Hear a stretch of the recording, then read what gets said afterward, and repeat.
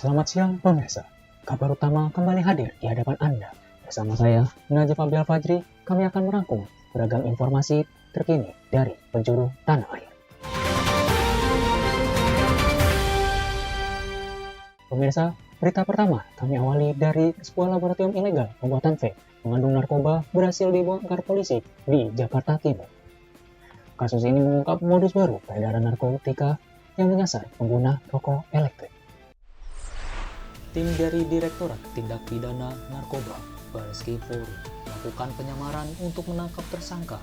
Satu tersangka berhasil ditangkap, sementara satu tersangka lainnya masih dalam proses pencarian. Tak hanya mengamankan pelaku, Bareskrim Polri juga mengamankan sejumlah cartridge mengandung ethylene, sabu, dan barang bukti lainnya. Paket diperiksa menggunakan X-ray dan terbukti mengandung narkoba. Temuan ini kemudian diserahkan kepada Subdit 4 Ditip Narkoba Bareskrim Polri untuk ditindaklanjuti.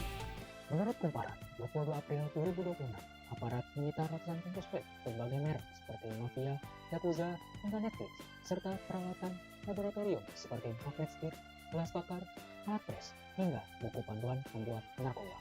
Direktur Tindak Pidana Narkoba Bareskrim Polri, Brigjen Pol Eko Hadi Santoso, menyatakan berdasarkan fakta yang didapat dari hasil penindakan di lapangan serta keterangan awal para tersangka yang sudah diamankan, diketahui peredaran narkoba ini sudah sepenuhnya terstruktur. Tersangka mengaku sudah 37 kali melakukan pengiriman atas perintah Friendly dengan upah sebesar Rp100.000 setiap kali antar. Jika stok habis, ia akan mengambil pasokan lain ke apartemen milik FD. Dari penggeledahan ini, total nilai barang bukti mencapai 410,7 juta dengan rincian sabu seberat 148,16 gram, ganja 23,28 gram, serta cairan ethylene, dan polisi menaksir sebanyak 831 jiwa berhasil diselamatkan dari peredaran gelap narkotika ini.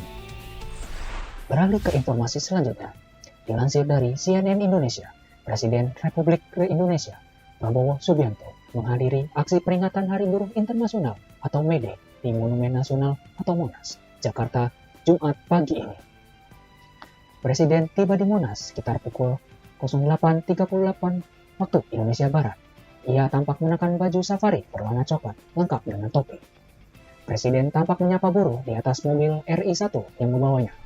Setelah turun dari mobil, Prabowo antusias menyapa dan menyelami para buruh yang sudah datang di acara tersebut. Kemudian, melansir dari detik.com, Presiden Republik Indonesia Prabowo Subianto akan menyiapkan daycare dan rumah bagi buruh. Ia juga menargetkan pembangunan 1 juta rumah untuk buruh pada tahun ini. Tadi saya sampaikan bahwa perlu tempat penitipan anak atau daycare. Ini cara yang baik. Ini kita akan perjuangkan.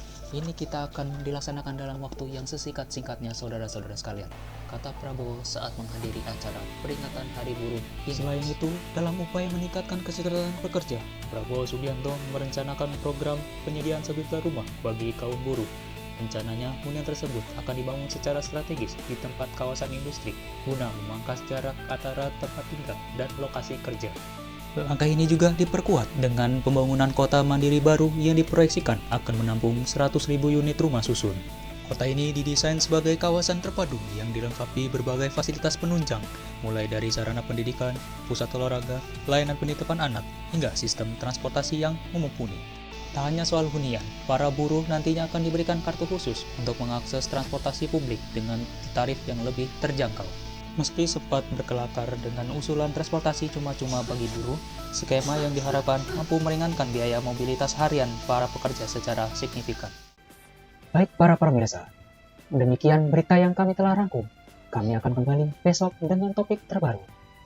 Saya Najib Abil Fajri pamit undur diri. Selamat siang dan selamat menyaksikan acara selanjutnya.